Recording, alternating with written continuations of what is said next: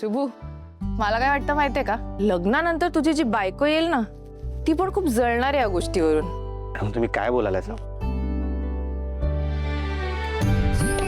Madam तुम्ही खुश आहात ना? म्हणजे काय, तुला माहितीये का, बाबांनी त्या मदनच्या कानाखालीच मारली, आत्याने पण चोपून काढलं त्याला, आणि मग बाबांनी तर त्याला घरातच बाहेर काढले.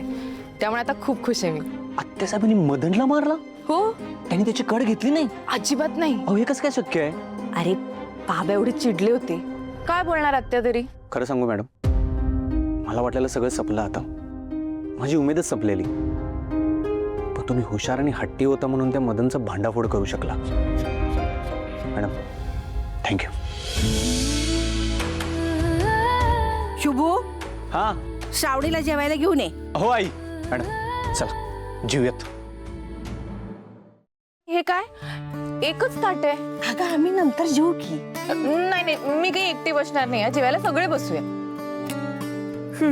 कसं आहे ना श्रावणी, अगं बाहेरच्यांनी म्हणजे पाहुण्यांनी आधी बसायचं जेवायला, मग समदे घरातले. अच्छा असं आहे का? अगं मग स्वीटी, तू माझी जागी बसायला हवंस, मी तर घरातलीच आहे, हो की नाही शुभू? होय मॅडम.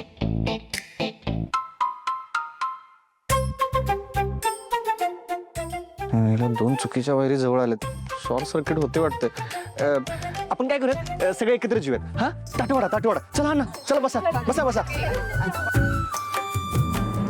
अहो कुठे निघालात? अगं मला पार्टी ऑफिसला बोलवलंय, अर्जंट आहे. परस्पर भैयाने एका मीटिंग साठी बोलवलंय, मी येतो जाऊन. अहो पण नंदाकाने स्वतःला खोलीत कोंडून घेतलंय, खूप वेळ झाला बाहेरच येत नाहीये. मला भीती वाटते त्या रागात काही करणार नाहीत ना. काल भैया ओरडलाय ना तिच्यावर, पहिल्यांदा चिडलाय तिच्यावर, त्याचा राग असेल तिच्या डोक्यात.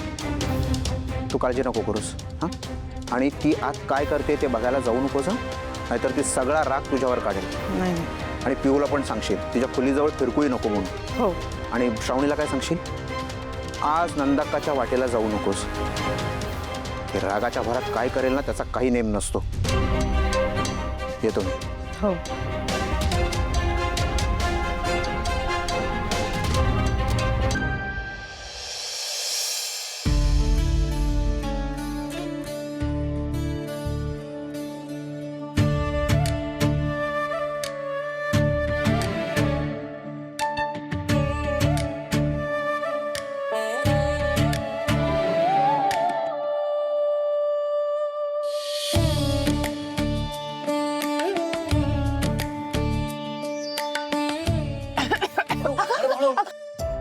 हळू हळू हळू हळू. श्रावणी हळू, पाणी पाणी घे, पाणी घे. पाणी पाणी पाणी.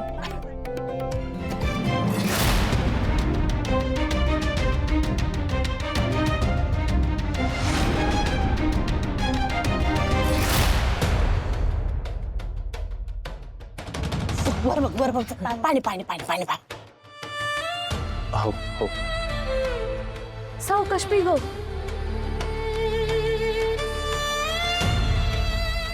बरे आहेस ना? बरं. काय ग बाळा, पिठलं तिखट झालंय का? नाही नाही, ते गरम गरम खाल्लं ना, म्हणून तेवढा ठसका लागला. लिंबू पिळू का? नको नको, असं छान लागतं.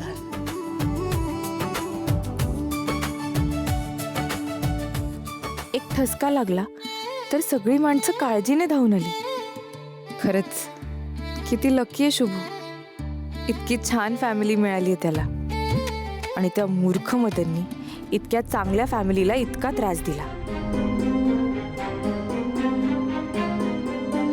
मॅडम हा, काय विचार करायला सांग? काही नाही, जेवण खूप छान झालं, मला खूप आवडलंय.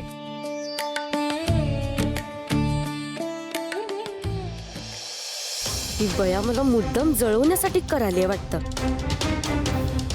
या श्रावणीला तर मी एक दिवस बघूनच घेईन. स्वीटी संग पंगा तुला लई महागात पडेल बघ.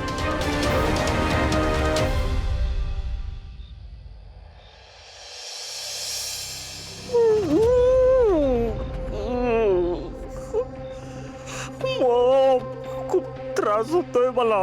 आपल्याच घरात आपल्याला लपून छपून राहावं लागतंय. तू मामाशी बोल ना. मामा मला माफ करेल ना, सांग ना. मला हे घर सोडून नाही जायचं मॉम. ए मॉम, अगं काहीतरी बोल ना प्लीज.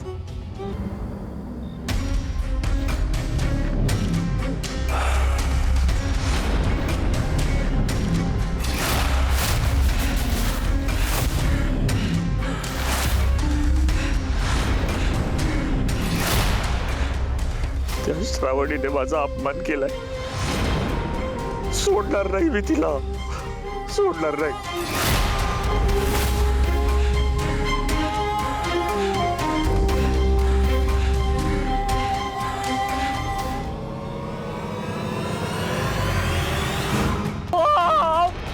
काय करतेस तू? अगं त्रास होतोय खूप मला, माझा होतोय मॉम. अगं जीव जायला होतोय ग मॉम. तू त्या जखमांवर मलम लाव, नाही तर मला डॉक्टरकडं घेऊन जा प्लीज.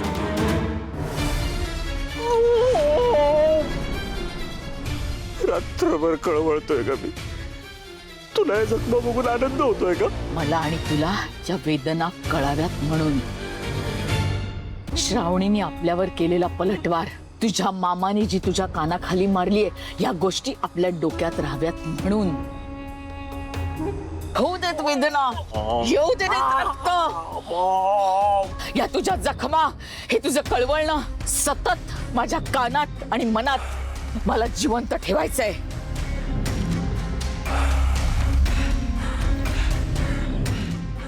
खरं तर विश्वंभरची गादी मला मिळायला हवी होती, पण आमच्या बाबांनी ती त्याला दिली.